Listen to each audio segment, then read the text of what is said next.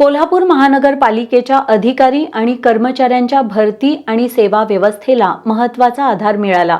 महापालिकेच्या सेवा प्रवेश आणि सेवांचे वर्गीकरण नियम 2025 यांना राज्य शासनानं मंजुरी दिली.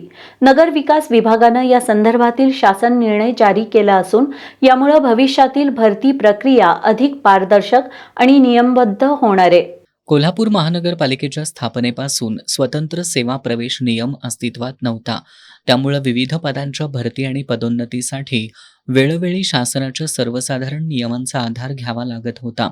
महानगरपालिकेनं तयार केलेल्या सेवा प्रवेश आणि सेवांचे वर्गीकरण नियम 2025 या प्रारूपाला महासभेनं जानेवारी 2025 मध्ये मंजुरी दिल्यानंतर तो प्रस्ताव राज्य शासनाकडे पाठवण्यात आला होता.